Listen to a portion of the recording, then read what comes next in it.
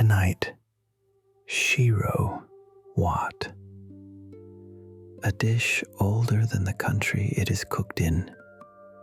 From the highlands of Ethiopia, the great equalizer, eaten at every table, rich and poor alike. A stew ground from humble legumes, simmered slow into pure velvet comfort. Every cuisine has one dish that means home. In Ethiopia, it is this: roasted chickpeas ground to a fine flour, whisked into a spiced broth until it turns silken and deep. The kitchens that hurry it make a paste. The patient ones make something worth remembering. The secret was never the flour. It was the slow hand. Servings 4. 15 minutes of preparation, 55 of cooking. Total time, just over an hour. 2 cups of shallot, 6 cloves of garlic, a half cup of Tigray, the spiced butter, 2 tablespoons of berbere, 1 cup of Shiro powder, 4 cups of water, 3 green chilies, and a half teaspoon of salt. Begin with the shallot and the garlic. 2 cups of one, 6 cloves of the other, dropped into the mill and ground to a fine, watery paste. No pieces, no haste, just a smooth foundation, waiting for the fire. Pour the paste into a dry, heavy pan, medium heat, no fat yet. Stir it for 10 slow minutes as the water lifts away in silver steam and the shallots grow sweet. This is where the depth begins, in the drying, not the browning. Now the niter Chickpea, the spiced butter of the highlands, or in the fasting months, a quiet spoon of oil. Half a cup, melting into the paste.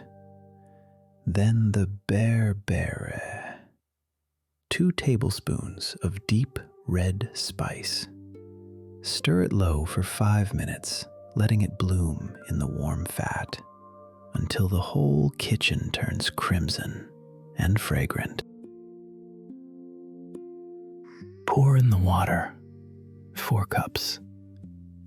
Let it come to the gentlest boil, and then the flour. Slowly, a soft rain of ground chickpea, sifted in with one hand while the other whisks and never stops, until the last lump surrenders and the stew turns smooth as silk. Lower the flame. Now it simmers. 35 minutes, uncovered, the surface bubbling slow and thick. Stirred often so nothing catches the bottom.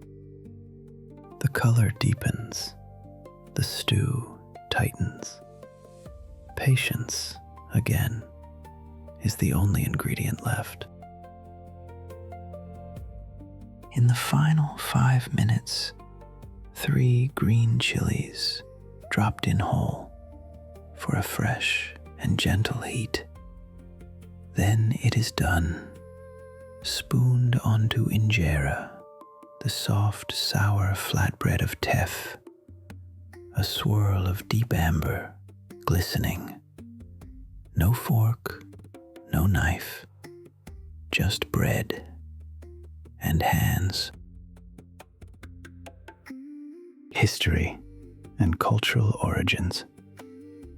Shiro is the food of everyone, the student and the farmer, the city and the village. All of them know this stew. And when the long Orthodox fasts come, near 200 days a year without meat or butter, it is Shiro, made simply with oil, that feeds the whole country through the season of restraint. The powder itself is a small inheritance. Roasted chickpeas or broad beans, ground with garlic and kororima, the Ethiopian cardamom.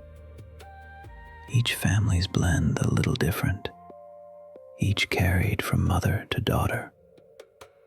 In the markets, the Shiro sellers are known by the smell of their roasting and the color of their grind. But the warmth in the berbere was not always here. Before the 16th century, there were no chili peppers anywhere in Africa.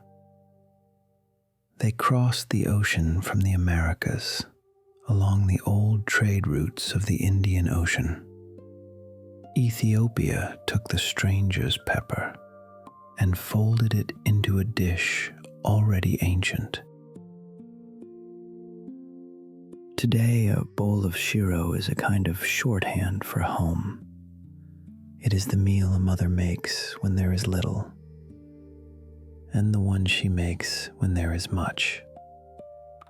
On fasting Wednesdays and Fridays, at simple suppers, at the end of a long day, it is always there, humble and constant and loved. To serve it needs nothing more. A round of injera, the stew poured warm at its center, and hands reaching in from every side. Shiro Wat is the rarest kind of recipe, one that asked for almost nothing and gave back everything. It survived not because it was grand, but because it was faithful. Because on the poorest night and the richest, it was always enough. And the table, at last, is set.